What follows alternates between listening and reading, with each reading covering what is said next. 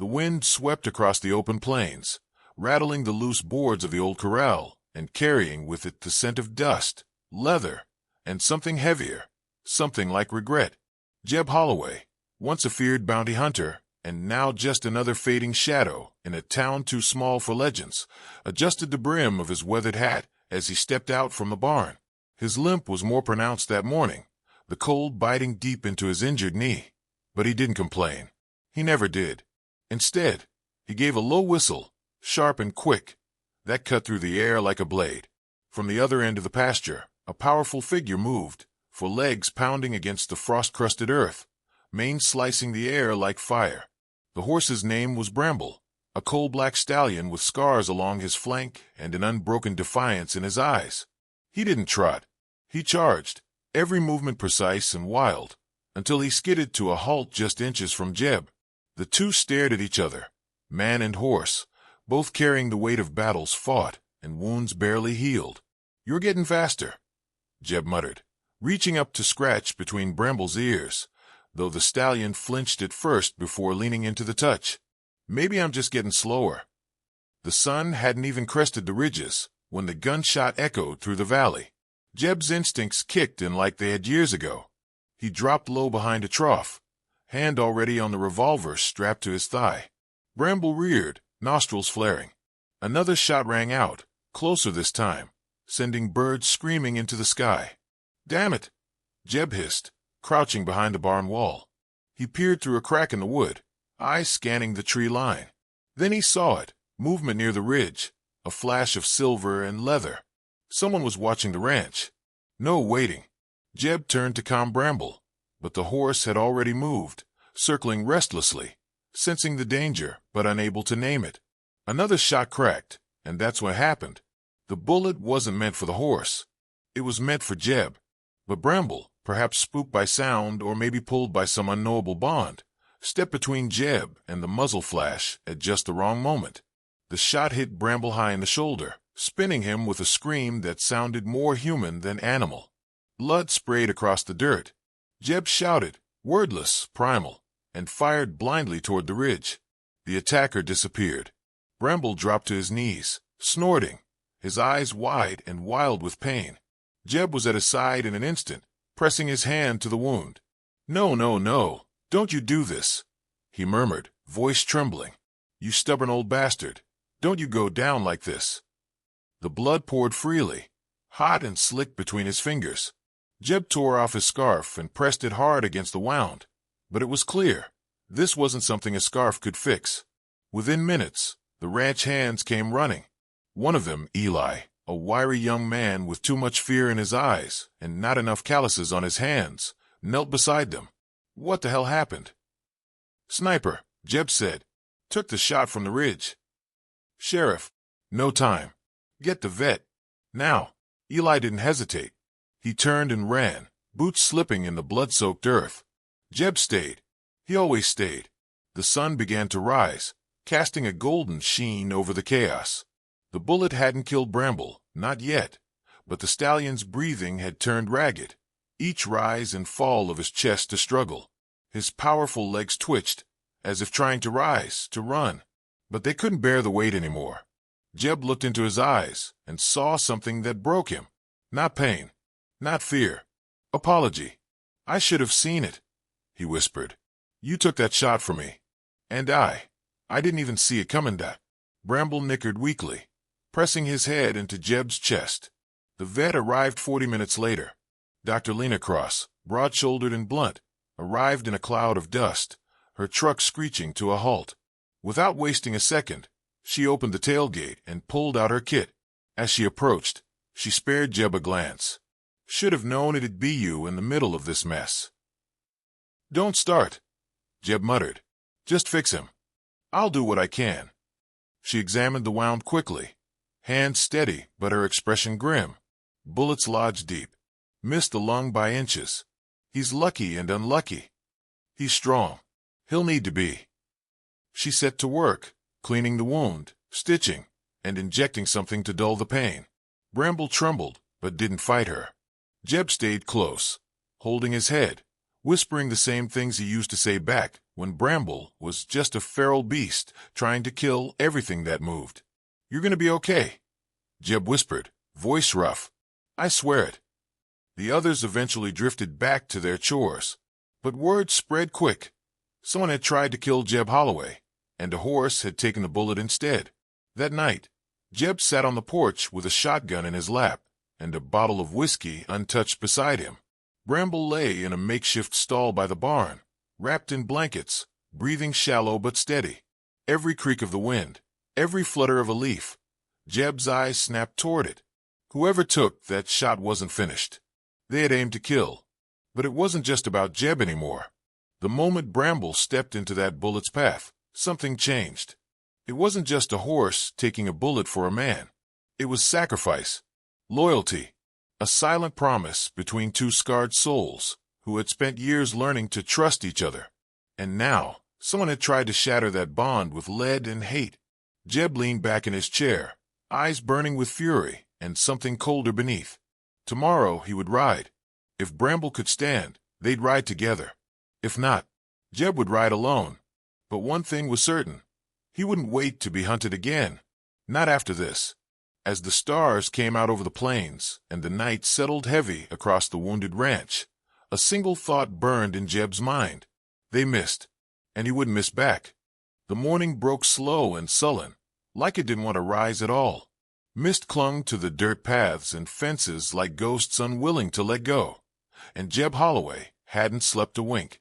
He stood at Bramble's stall, watching the stallion's side rise and fall in fitful rhythm. The bandages were soaked through in places, and though Lena had done her best, there were limits to what a vet could fix with stitches and willpower. Jeb reached through the wooden slats and rested his hand on the stallion's neck. Bramble's skin twitched beneath his palm, but he didn't move away. There was something in the horse's eyes that made Jeb's throat tighten, a stubborn refusal to give in, even as his body trembled with pain. "You stay with me," Jeb whispered. "Just a little longer." He hadn't forgotten the glint of steel up on the ridge. It hadn't been a random attack. No outlaw would sit that long, watching, waiting, unless he had a reason. And Jeb had made plenty of enemies in his time. He went inside to pour coffee and review the list. First name that came to mind, Clay Martin, ambush artist. Used to ride with the Birchwater gang until Jeb took him in, alive, dragged through 20 miles of mud. Then there was Lewis Tedge, one-eye tracker who swore vengeance when Jeb shot his brother clean through the spine. But they were ghosts, most of them, scattered or buried. But one name, more recent than the others, stood out like a bullet wound, Weston Pike. Jeb had crossed Pike 2 years ago, up near Red Gulch. The man had built himself a little empire of extortion and fear. Jeb had cut it down. Didn't kill him, didn't need to. Pike had been arrested, convicted, and left with a ruined reputation and a permanent limp. And now he was out. Jeb didn't need confirmation. He felt it in his bones. Pike had always been more patient than smart. The kind of man who'd wait until a man was soft, worn down, surrounded by fewer friends and more regrets. He wasn't coming to scare Jeb. He wanted him humiliated, helpless, dead. The town of Holden Creek wasn't far, just an hour's ride when the horse was sound. Now it was a 4-hour wagon trip over cracked earth and through switchback trails. But Jeb needed answers, and more than that, he needed leverage. He couldn't protect Bramble from a ghost. He had to make Pike real. He loaded the wagon himself, tightening the buckles with hands that trembled from age and rage. Eli offered to come, but Jeb shook his head. Someone's got to watch the place. As he turned to leave, he caught one last look at Bramble. The stallion lifted his head slowly, pain etched deep in his frame, but his gaze followed Jeb's every move. "I'll be back before the sun's down," Jeb said.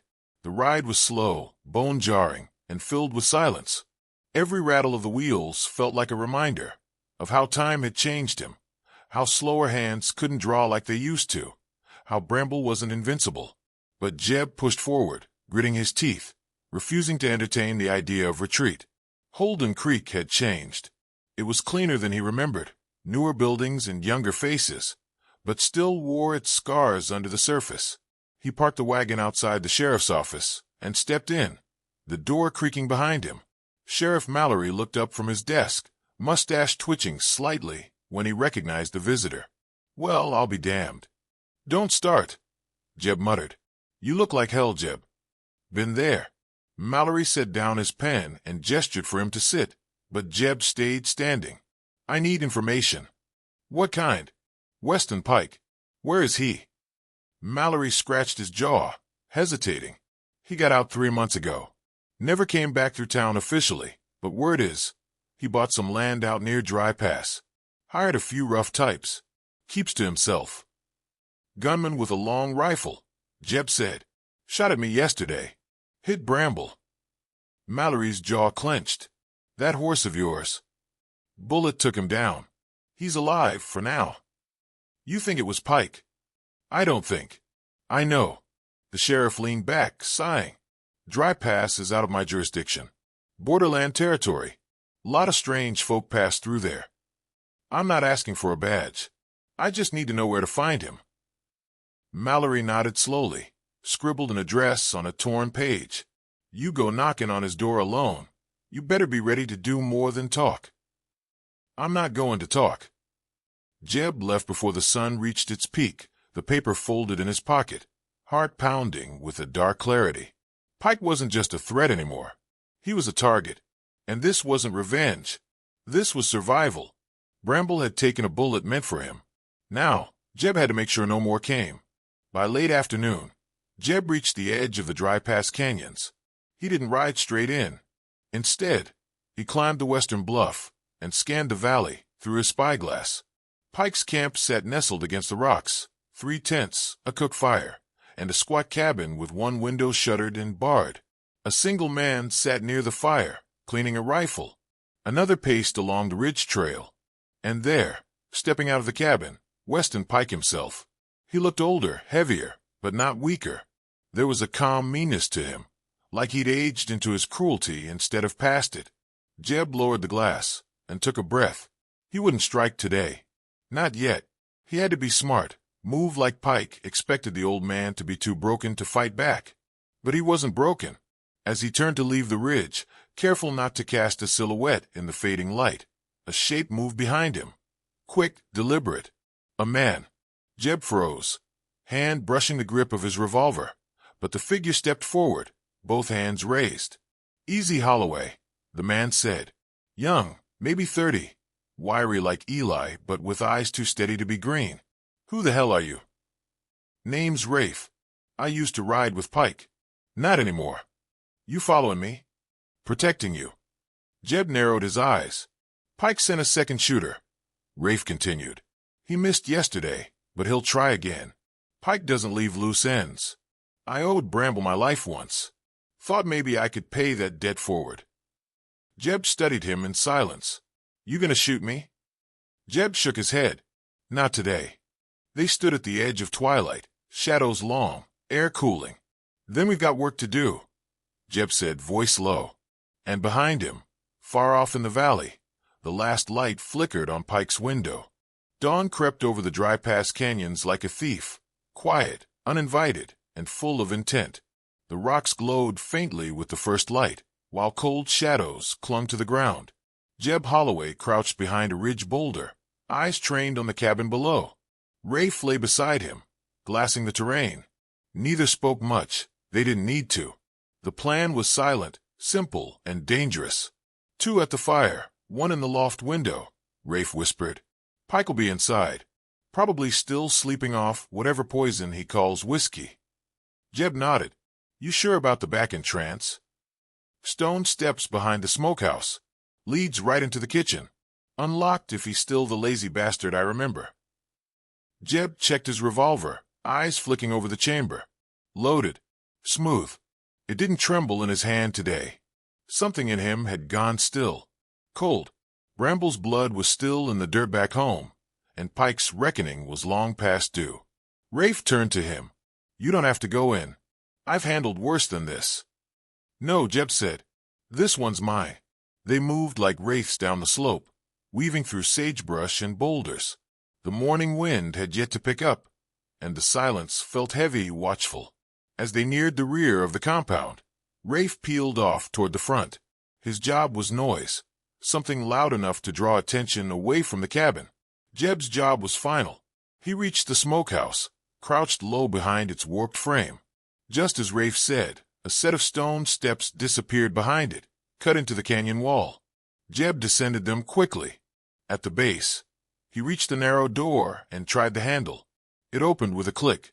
The cabin smelled like pipe smoke and old leather. He stepped inside and closed the door gently behind him. Dust motes hung in the air. A battered coat hung on a peg by the stove. Pike's boots lay tipped on their sides beside the cot. Footsteps creaked above him, light, shifting. Jeb waited, letting his breath settle. Then came a knock at the front door. Loud, persistent. Rafe. A moment later, the unmistakable voice of Weston Pike, muffled but unmistakably irritated, barked from upstairs. What in hell? Jeb moved. He crept through the hallway, past the bookshelves and hunting trophies, to the bottom of the staircase. Pike came down with a groggy, cursing swagger, rifle slung in one hand, other rubbing his temple. He didn't see Jeb until he reached the bottom step. The revolver was already up. Pike froze, disbelief etched into every line on his face. Well, I'll be. Shut up, Jeb said. You got nerve. I've got cause. The front door pounded again. One of Pike's men shouted through it. Boss, you all right? Say one word, Jeb growled, and I'll make you quieter than your lies. Pike licked his lips, slow and careful. What now, Holloway? You kill me, and the whole canyon lights up. Jeb stepped forward. You try to take what I love. A horse, Pike scoffed. All this for a damn horse. Jeb's hand didn't shake. You never understood the good things, did you, Pike? Never knew what it was to earn loyalty instead of buying it. That stallion took a bullet for me, and you think I'd let that go? Pike smiled a crooked, tired smile. You're a relic, Jeb. You die here, and no one remembers. I don't need remembering. He hit Pike with the butt of the revolver, clean fast. The man crumpled to the floor, with a low grunt. Jeb grabbed the rifle from his limp hand and slung it over his shoulder. Then he dragged Pike by the collar toward the kitchen and opened the back door. Rafe was already there, breathless, a split lip bleeding slightly. Front's crawling, he said. 2 down, 3 headed in. We've got Pike, Jeb said. Rafe blinked. Alive. For now. They hauled him out, disappearing into the maze of canyon trails. It took over an hour to circle back to the wagon, hidden half a mile west under a tarp of branches and dirt. Jeb shoved Pike into the back and tied him tight. They didn't speak again until the ridge was behind them. The ride home felt slower, as if the wagon had gained weight with more than just the prisoner. Jeb kept his eyes on the horizon, letting the wind cut across his face, reminding him he was still here, still moving, still fighting. By the time they reached the ranch, the sun had begun to dip. The barn cast long shadows across the dry yard. Bramble was standing, not strong, not proud, but standing, legs trembling, chest heaving, eyes sharp and focused. Jeb stumbled from the wagon like a man struck by lightning.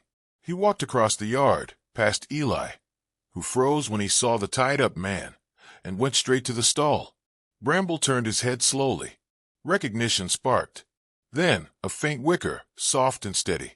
You're a damn miracle, Jeb whispered, reaching out to rest his hand on the stallion's scarred neck. Behind him, Pike groaned from the wagon bed. Rafe stepped up. What now? Jeb didn't turn. Sheriff will take him. We'll ride in tomorrow. Tonight I stay here. He'll try again. You know that. Maybe, Jeb said, but I won't be the one waiting this time.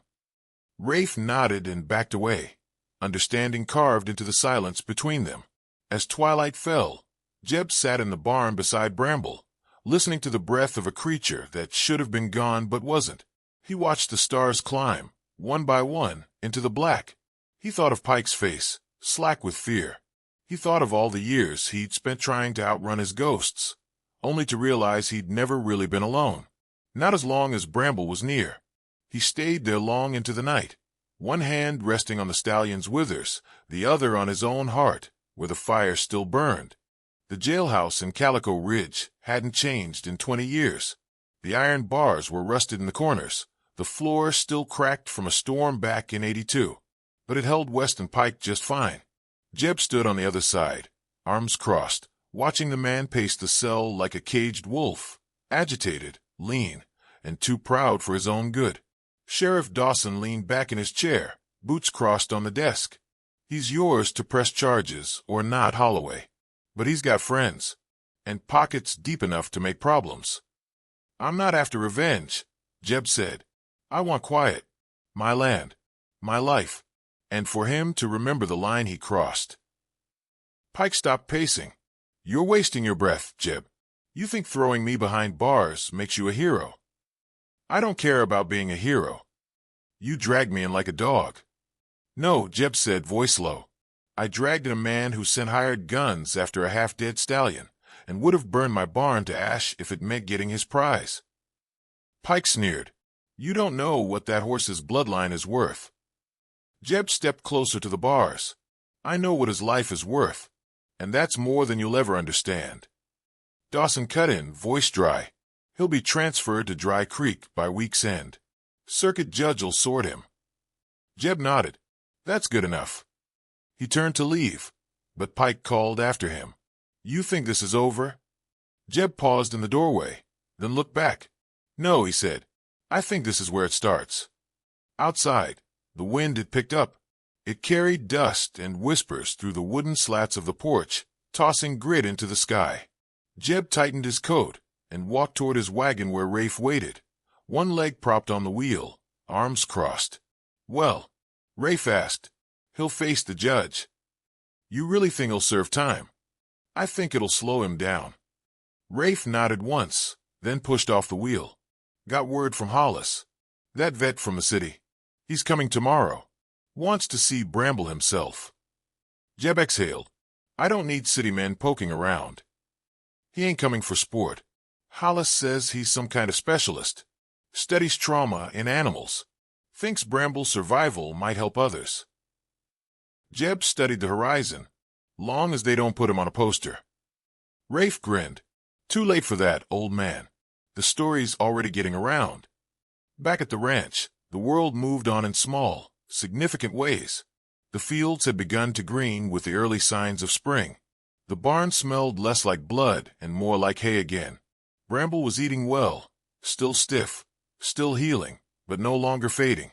Jeb spent most mornings with him, brushing him gently, talking low like he always had. It was their time. No eyes, no expectations. Just a man and the animal who'd carried his burdens longer than any soul alive. That afternoon, as the sun dropped behind the hills, a car pulled into the dirt drive. It didn't fit the landscape, black, polished, tires too clean. Out stepped a thin man in a long coat and wire spectacles, carrying a satchel of tools. Jeb met him by the gate. You the vet? Yes, sir, the man said, extending a hand. Dr. Tobias Gray. Hollis sent word. Bramble's in the barn, Jeb said. I don't want no fuss. No fuss, Gray nodded. Just observation. They entered quietly. Bramble raised his head but didn't flinch. Gray approached slow, respectful, and when he placed a hand on Bramble's flank, the stallion stood still. Remarkable, Gray murmured. The scar tissue. This level of healing is highly unusual. How long ago was the injury? For months, Jeb said. Shouldn't be standing, let alone gaining weight. This kind of recovery's rare. Almost unheard of. Jeb said nothing. He didn't need a diagnosis. He'd seen the will in Bramble's eyes. Gray continued his exam, speaking gently to the horse. You know, some animals survive things they shouldn't. Sometimes because of instinct. Sometimes because of, well, connection. Jeb watched Bramble's ear twitch toward him, always aware. He stayed alive for me. Maybe I did the same. Gray nodded slowly. I'd like to write about him. No names, no photos. Just the story. It might help others. Jeb hesitated, then nodded, long as it's truth. Later that night, after Gray had left and the world turned soft again, Jeb walked the fence line under a sky thick with stars. Rafe had gone to town. Eli was asleep, and the only sound was the shuffle of Bramble's hooves in the barn. He stopped by the gate, looking out across the land. It wasn't much. The soil was stubborn. The roof leaked in 3 places. But it was his. And maybe, finally, it was safe. Footsteps crunched behind him. He turned. It was Eli, wrapped in a blanket, eyes wide in the dark. "You okay?" Jeb asked. Eli nodded. "I had a dream. About Bramble. He was running." Jeb smiled faintly. "He used to run like fire. I think he will again." Jeb ruffled the boy's hair. "You've got a good heart. You keep believing that." They stood together, side by side in the dark, watching nothing and everything. The wind settled. The earth held steady. Jeb looked down at the boy and knew the war was no longer just his. It never had been. Bramble had taught him that. Loyalty ran deeper than blood. And healing, real healing, came when you gave it the room to grow. In the barn, Bramble stirred once more, then quieted. The night wrapped around them like a promise. Fragile, maybe, but real. And enough for now.